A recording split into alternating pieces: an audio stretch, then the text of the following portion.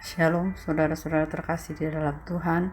Kembali pagi ini kita akan mendengarkan firman Tuhan. Mari sama-sama kita berdoa. Terima kasih Tuhan atas hari ini Tuhan, di mana kami ada, sebagaimana kami ada adalah berkat kasih anugerah perlindungan Engkau dalam hidup kami. Kiranya senantiasa hidup kami boleh berada dalam kehendak dan rencana Engkau. Pimpin setiap langkah dalam hidup kami Tuhan. Berikan kepada kami hati yang selalu rindu untuk dekat dengan Engkau. Dan biarlah firman-Mu tetap ya Tuhan tersimpan dalam hati kami sebagai ya Tuhan tuntunan dalam hidup kami. Terima kasih Tuhan. Kami serahkan semua dalam tangan Kau, nama Tuhan Yesus kami berdoa. Amin.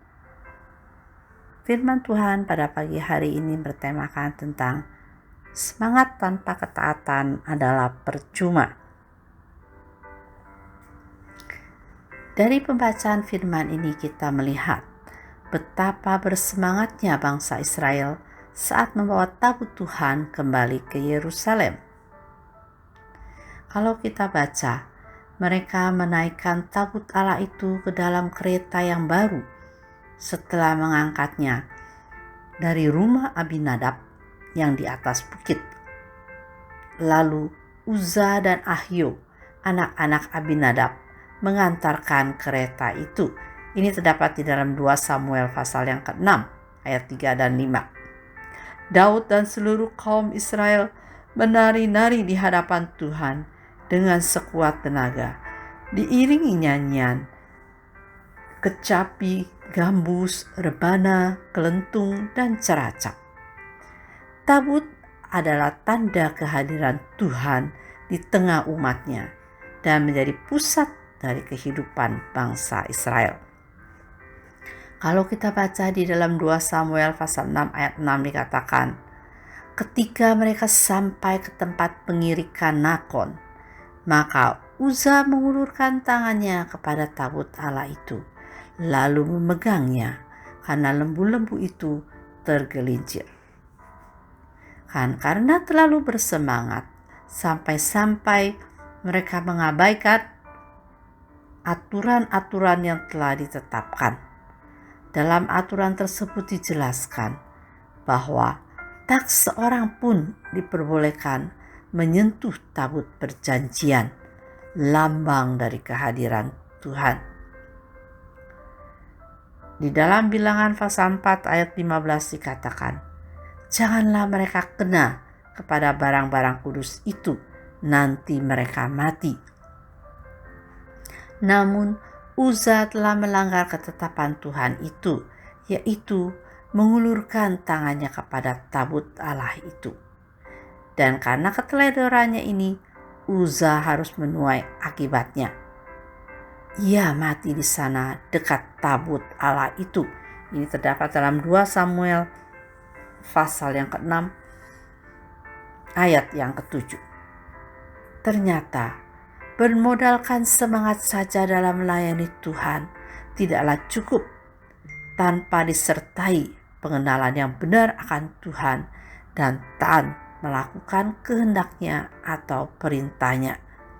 Di dalam Hosea pasal 6 ayat 6 dikatakan, sebab aku menyukai kasih setia dan bukan korban sembelihan, dan menyukai pengenalan akan Allah lebih daripada korban-korban bakaran.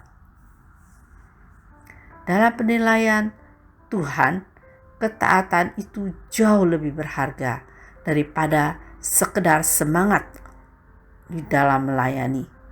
Bahkan jauh bernilai dibandingkan dengan korban persembahan kita. Mungkin kita cakap berkhotbah, mungkin kita cakap dalam menjadi worship leader yang hebat, atau memiliki jam terbang yang tinggi dalam pelayanan yang mumpuni.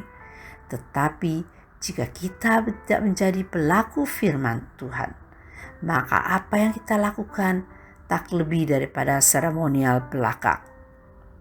Memang kita hidup di bawah kasih karunia, namun setiap pelanggaran atau ketidaktetaatan tetaplah memiliki konsekuensi.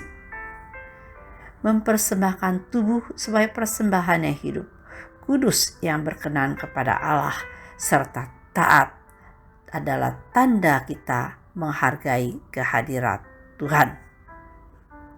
Saudara-saudara yang terkasih, marilah di dalam hidup kita, selain kita percaya, mempunyai iman terhadap Tuhan, memiliki kasih, kita juga perlu memiliki ketaatan kepada Tuhan dan menjadi pelaku dalam firman Tuhan. Bukan saja di dalam pelayanan, tetapi juga dalam kehidupan kita sehari-hari, yaitu supaya kita menjadi pelaku firman Tuhan, memberikan persembahan yang hidup kepada Tuhan, kudus, berkenan, taat, sehingga kita bisa memiliki hidup yang berkenan di hadapan Tuhan. Tuhan Yesus memberkati. Mari sama-sama kita berdoa. Terima kasih Tuhan atas hari ini Tuhan, di mana kami ya Tuhan boleh mengerti akan firman Engkau. Kiranya Tuhan firman Engkau boleh menguatkan kami Tuhan. Kiranya Tuhan hidup kami ya Tuhan boleh menjadi ya Tuhan anak-anak Engkau yang kudus, boleh mempersembahkan hidup kami di hadapan Engkau, berkenan kepada Engkau, taat kepada Engkau, dan pimpin hidup kami untuk selalu mengingat firman Engkau, sehingga kami boleh menjadi pelaku firman Engkau dan menjadi berkat bagi orang lain. Terima kasih Tuhan, kami serahkan semua dalam tangan Engkau. Hanya di dalam nama Engkau, nama Tuhan Yesus kami berdoa. Amin.